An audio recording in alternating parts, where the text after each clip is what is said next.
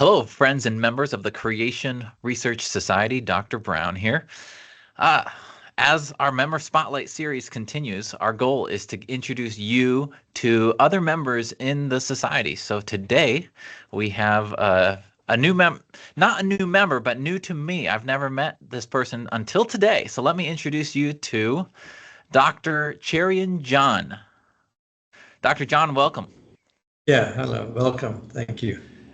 So it's a pleasure to have you here. I'd like to start off with just like something simple. You are involved in science from a medical perspective. So give us that background. What's your background in science? Okay.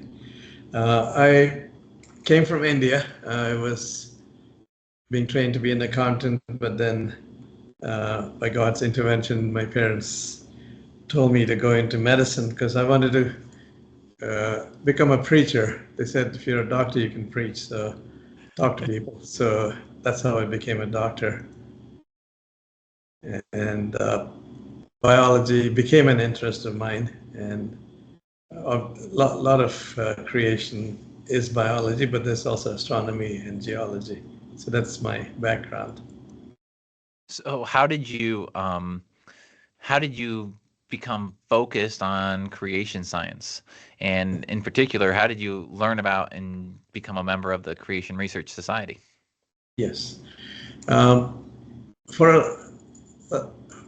was a believer at age 14 by the grace of God, and then came over here. I did backslide for a few years, but then the Lord used a creation message in the western panhandle of West Virginia to bring me back to Him and encourage me and embolden me. And I was now able to speak to people about the Lord, both for salvation, obviously being more important, and creation, which obviously underlies the salvation issue, the sin and the punishment for that. And so that's how I got involved. And then being a doctor, I would speak to my patients, other doctors, and oftentimes bacterial resistance to antibiotics would be brought up. And Kevin Anderson did some research on that. I read some of his material. And that's how I got interested in Creation Research Society. And also I know that a lot of money, government and otherwise, goes into research against the Bible. And so I felt that I should become involved. So you said something that kind of got me curious.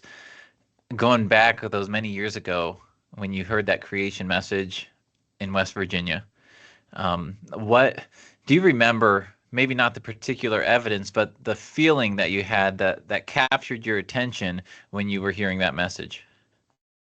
Yeah, there were two speakers. One was Bible related.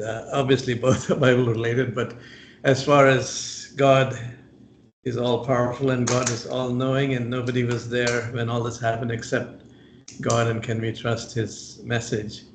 And there's obviously enough reasons in the Bible to trust that message. Secondly, the scientific evidence was about fossils, and both of them seemed pretty impressive to me. And that's the first time I've ever thought about these issues.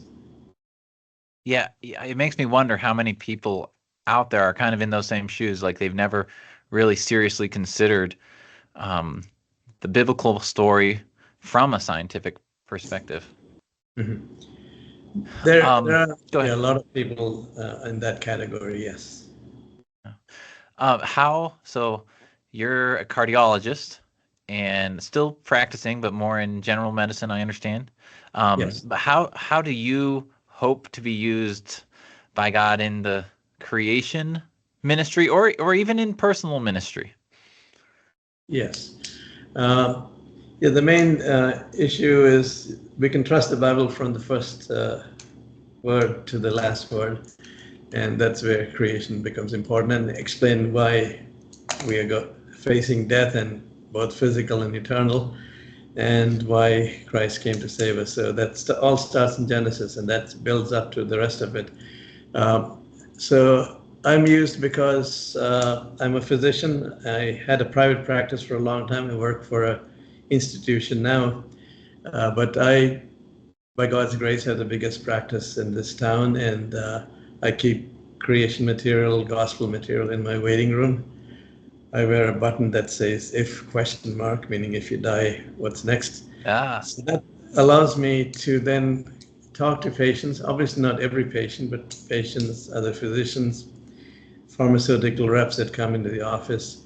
And creation message is important because some of them, obviously, most of the people believe in long ages, and a fair amount believe in evolution. So sure. to be able to stand both biblically and scientifically with the Bible is important to make the message reasonable to them.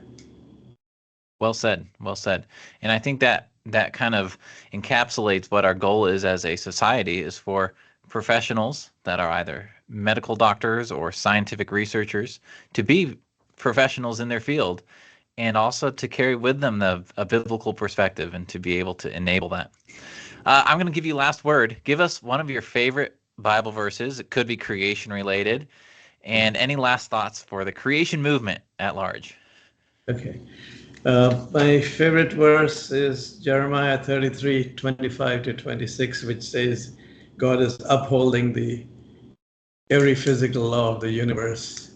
Um, and if he did not do that, he said he would not uphold the descendants of Jacob and David. So our very existence depends on that. And very close, Genesis 1:26-27, we're made in the image of God, and what a blessing to be God to be able to give us uh, thought, choice, and all those ability, recognize morality. As far as the creation movement, Colossians 3:23 is one of my other favorite verses. Whatever you do, do it heartily as unto the Lord. We know that Romans 1:18-22 talks about people being willingly ignorant, but that shouldn't faze us. What is important in our lives is that we do everything as to the Lord and with enthusiasm and integrity. And that's my brief message to the creation world. Well, hey, Dr. John, thank you for giving us a little bit of your time today. And to all of our other members out there and people interested, our goal is to create a network of Bible believing scientists and trained professionals that want to serve God, they love the Bible, but they also love science. Thank you for joining us today.